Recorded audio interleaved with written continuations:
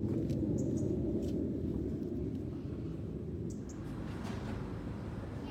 could hold on to my bag, Mum, and I'll drag you in my vestry. I've got a flag money.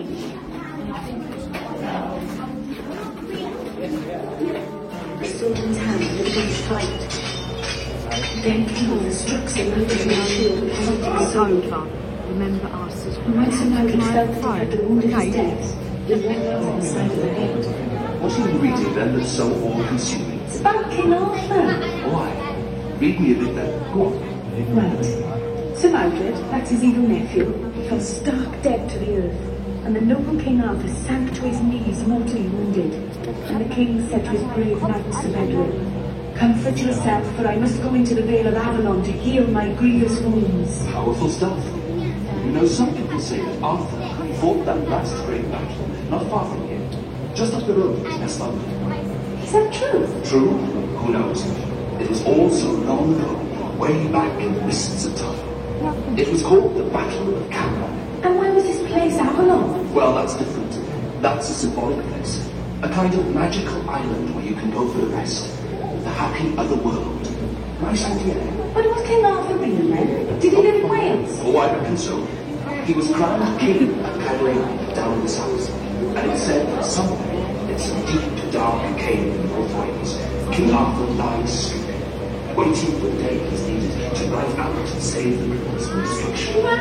I wonder where the cave is. In those caves, but they do say it's full of gold and silver. Oh, if only I could find it. If only I could find it. It was all so long ago, way back in the mists of time. The mists of time. If only I could find it.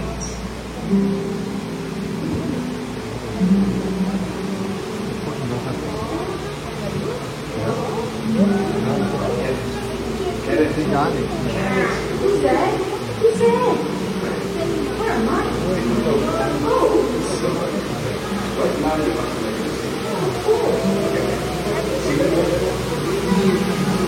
What's happening?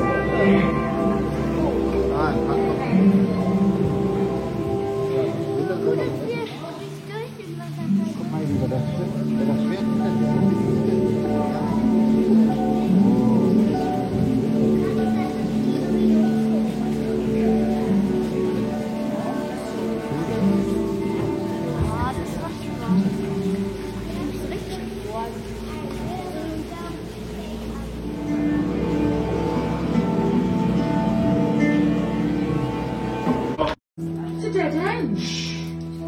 Once, there was a giant goat ritter.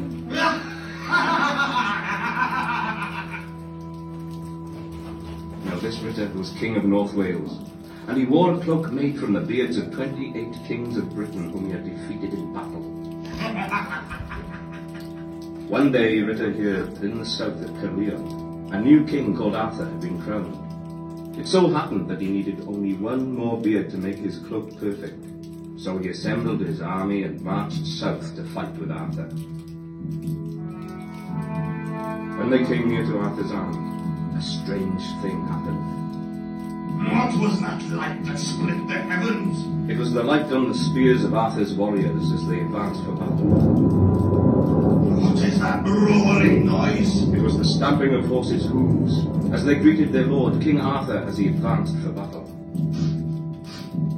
What is that sweet smell? It was the smell of the mead, which Arthur's men drank before battle. The mead was a magic drink that made one man as strong as 9. At these sights, Ritter's army shook with fear. Scared? What are you scared of? I will have this Arthur's beard before sundown. Then Arthur approached the giant. King Ritter, my beard is young and will not cover the worn place I see on your cloak. But I see a beard that will. Whose beard is that? Your own. Will you yield or fight? I will fight. Then Arthur's army trod forward, and the sound of their tread struck fear into the heart of Ritter's army, and Ritter saw that they could not fight. So violently did they shake, even as the land shook with the tread of Arthur's men. Will you yield or fight? I will yield. And so it was. And Cadwar of Pictland stepped forward and shaved the giant clean of his beard, in sight of both armies, and the beard was sewn into Ritter's own cloak. Now tell me, Ritter of the Beards, who is your lord and king? Why, it is you, Arthur, and it had been far better for me had you been. Whoever discloses my head must hear my story. Tell me your story, Bran the Blessed. A long, long time ago, when I was king of the island of the mighty, my sister Branwen married an Irish king, Matholwch. He imprisoned her and treated her like a slave, and she sent for my help. I took a great army across the Irish Sea. So large was I in life, I simply waded across. There was a terrible battle which laid waste to both kingdoms, and I was struck by a poisoned spear. But before I died, I ordered my men to cut off my head and bury it here on the White Mount in London, my eyes turned toward France. By this magic, I protect the land of which you are now king. I alone protect this land. Whoever discloses my head will bring misfortune upon himself and the people of Britain. Great benefactor, the people need to believe in me and the strength of my army to protect them, not you and your magic. They will see what I have done here and know I am their one true king. Do this, and misfortune will befall thee, King Arthur. And so it was. From that time forward, things started to go badly for King Arthur, right up to the Battle of Camlan. That is where we must go. His own nephew. What sound is that? Sound of battle. It's a terrifying sound, it is true. The Battle of Camlan? Arthur killed Camlan. My friend King Arthur. I was reading.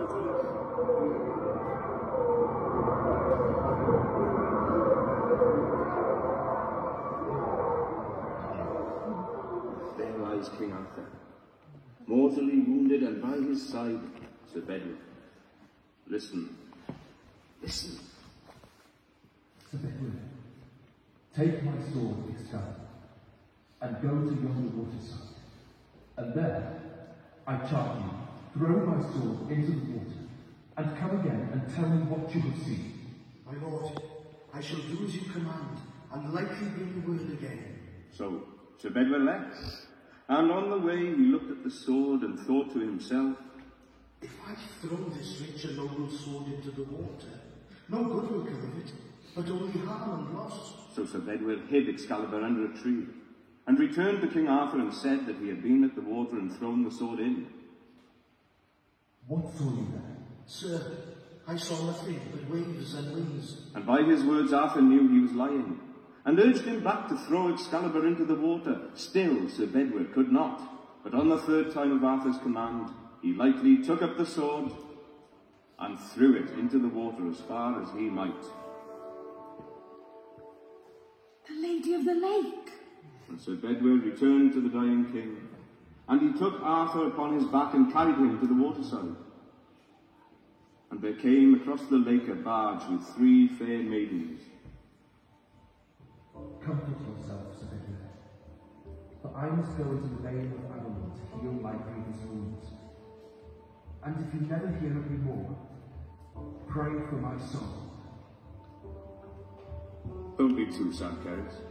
After all, Arthur's story doesn't end there, does it? It goes on, and it will go on as long as the story goes on. Once upon a time, there was a king called Wulfnor Garandir. He was king of a place called Catriel Gwaelod, in the lowlands of the west of Wales, close by the sea. He built a dike to keep the sea away from the fertile fields of his kingdom. But one year, the dike was neglected, and during a storm, the sea burst through the dikes and the land was flooded. It covered everything, all the houses. And sometimes, you could sometimes hear the bells of the churches gathered while our cohabited. If we was inhabited, and wanted to hear. What about the king? Oh, King with no guarantee. He escaped to higher ground, and there led a poorer life. His people depended for food on salmon from the River Derry. One day, the king's son, Elvin, was out fishing, and suddenly he heard, and there on the water was a little leather bag, and inside was a baby. Elvin took the baby up, and it became part of the king's household.